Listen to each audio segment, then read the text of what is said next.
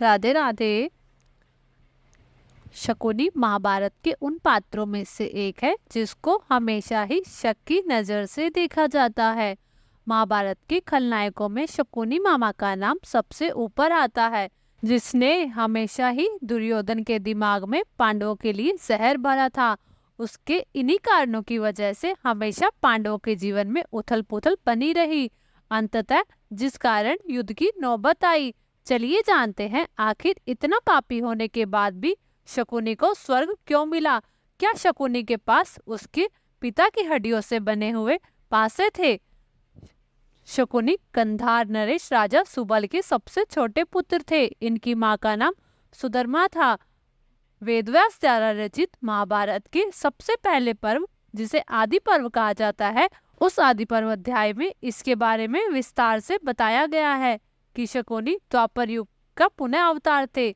इसका जन्म देवताओं के क्रोध और ईर्ष्या के कारण हुआ था। शकुनी के 99 भाई थे, जिसमें शकुनी सबसे छोटे होने के कारण अपने पिता का सबसे प्रिय पुत्र था, जिस कारण राजा सुबल हमेशा ही उसके प्रत्येक कार्य में उसका सहयोग करते थे। शकुनी की एक बहन भी थी जिसका नाम गांधारी था। एक बार राजा सुबल ने एक भव्य यज्ञ का आयोजन किया। उस यज्ञ में उन्होंने भगवान शिव को भी आमंत्रित किया था।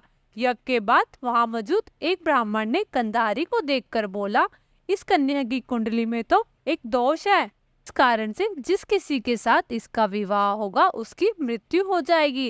राजा सुबल ये सुनकर गहरी चिंता में पड़ गए। इस दोष को खत्म करने के लिए राजा सुबल ने एक उपाय ढूंढा। उन्होंने अपनी पुत्री का विवाह एक बकरे के साथ करवा दिया, जिसके बाद उस बकरे की बलि दे दी गई, जिससे गंधारी की कुंडली का वो दोष खत्म हो गया। कुछ समय के बाद गंधारी के लिए हस्तिनापुर के राजा धृतराष्ट्र का रिश्ता आता है। धृतराष्ट्र के अंधे होने के कारण शकुनी इस विवाह के खिलाफ हो गया और अंदर ही अंदर तिलमिलाने लगा। अपने पिता से कहने लगा, पिताश्री, मैं मानता हूँ कि धृतराष्ट्र का साम्राज्य बहुत बड़ा और शक्तिशाली है, परंतु आप ही सोचे, वे तो अंधे हैं। उन्होंने कभी तो संसार ही नहीं देखा। उनके सारे फैसले उनका भाई पांडु करता है। हम ऐसे साम्राज्य में अपनी बहन को नहीं भेजेंगे। शकुनी की ऐसी बात सुन भीष्म बड़े क्रोधित हो गए और बड़े ही क्रोध भरे स्वर में बोले, राजा सुबल, शायद तुम्हारा पुत्र हस्तिनापुर की ताकत को नहीं जानता। तभी भीष्म राजा सुबल से कहते हैं, मैं चाहूं तो अभी के अभी आपके राज्य पर आक्रमण करवा सकता हूँ। राजा सुबल को भीष्म की ताकत का पूरा अनुमान था। कुछ ही समय में गंधारी का विवाह धृतराष्ट्र के साथ हो गया।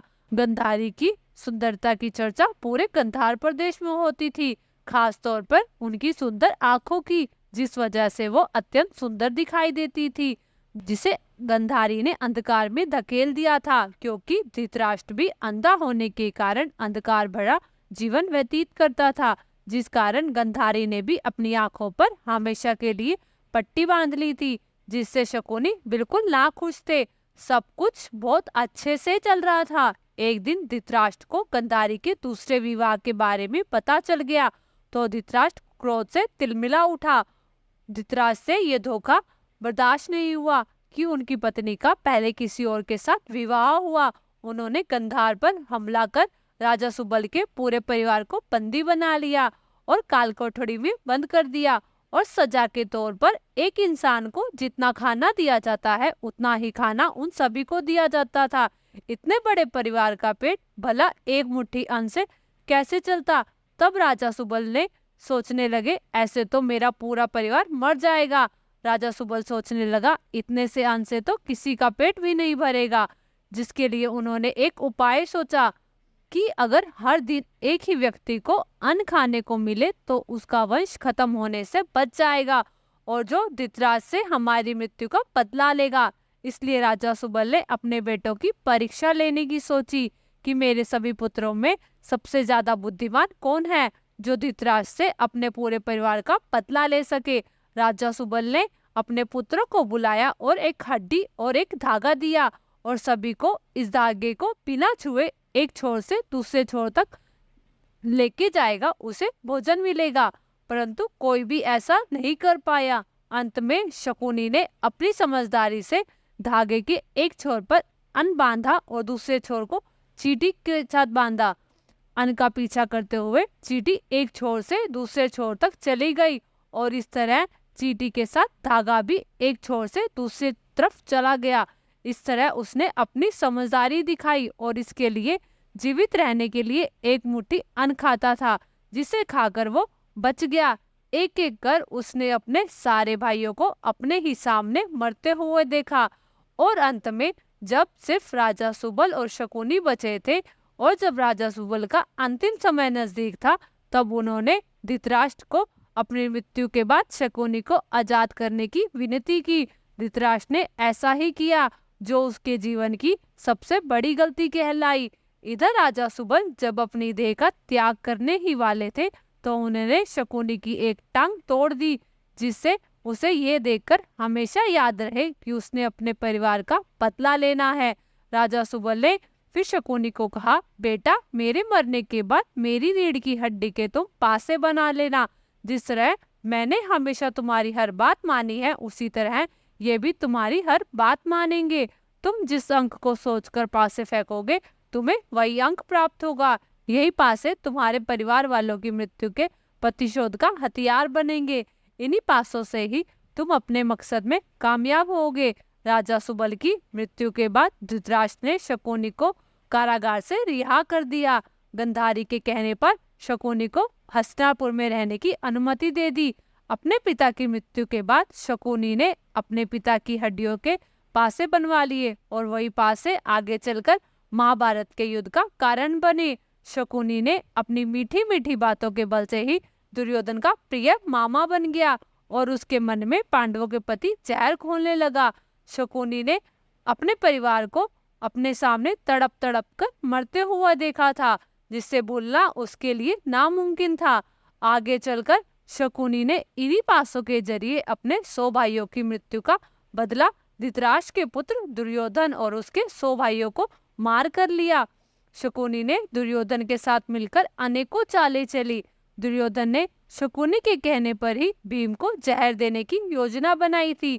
पहले भीम के भोजन में विष मिलाया और बाद में सभी को गंगा तट पर उत्सव के लिए बुलाया और बाद में भीम को गंगा के ऊंचे तट से धकेल दिया।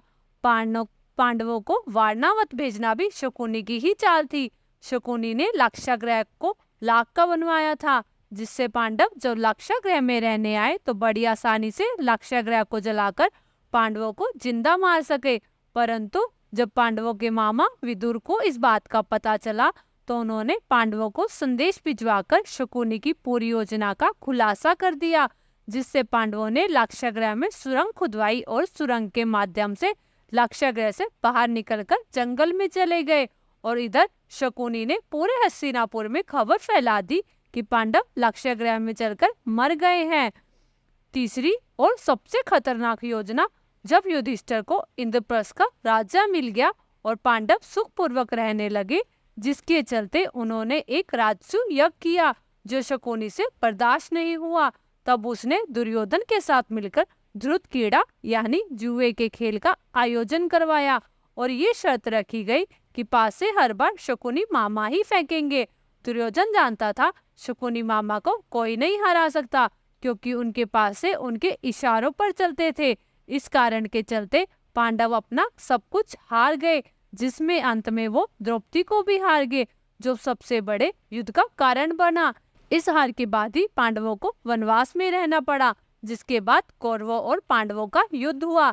युद्ध के दौरान शकुनी के साथ उसके 3 पुत्र भी मर गए और युद्ध के 18वें दिन सहदेव ने शकुनी का सर काटकर उसका वध कर दिया, जिसके बाद श्री कृष्ण ने भीम को बुलाया और उन पासों को नष्ट करने को कहा, ताकि भविष्य में इन पासों की वजह से महाभारत जैसा सर्वनाश दोबारा ना हो। जब श्री कृष्ण भीम से ये बात कर रहे थे, तभी अर्जुन वहीं से गुजर रहे थे। उन्होंने केवल श्री कृष्ण से पासों को नष्ट करने की बात सुनी और अर्जुन ने उन पासों को लिया और एक नदी में जाकर उन पासों को फेंक दिया। जब श्री कृष्ण को पता चला अर्जुन ने उन पासों को नदी में फेंक दिया है, तो श्री कृष्ण अर्जुन से कहते हैं, हे पार्थ, ये आपने बहुत बड़ा अनर्थ कर दिया। अगर वो पासे किसी के हाथ लग गए तो फिर से जुआ आरंभ हो जाएगा। जो इंसान की बर्बादी का कारण बनेगा। उनकी ये बात सच हुई। आज के समय में न जाने इस जुए के कारण कितने ही लोगों के घर बर्बाद हो रहे हैं। अब आप सोच रहे होंगे कि इतने गलत काम करने के बाद भी शकुनी को स्वर्ग की प्राप्ति क्यों हुई। दरअसल शकुनी ने जितने भी पाप किए वो सब अपने परिवार का बदला लेने के लिए किए। उसने अपने परिवार के एक एक सदस्य को तड़प तड़प कर मरते हुए देखा। अपने परिवारजनों की मृत्यु का बदला लेने के लिए उसने इतने पाप किए। इसी कारण के चलते उसे स्वर्ग मिला। और उसके पीछे दूसरा कारण ये भी है कि महाभारत की युद्ध भूमि में स्वयं भगवान श्री कृष्ण उपस्थित थे। उन्होंने कहा था इस युद्ध भूमि में जिस किसी की भी मृत्यु होगी उसको स्वर्ग की प्राप्ति होगी। दोस्तों, ये थी गंधार नरेश शकुनी के बारे में कुछ बातें। दोस्तों, वीडियो अच्छी लगी तो वीडियो को लाइक करें और कमेंट में राधे राधे लिखना ना भूलें। और ऐसे ही वीडियो देखने के लिए हमारे चैनल मेरे कान्हाजू को सब्सक्राइब जरूर करें। धन्यवाद। राधे राधे।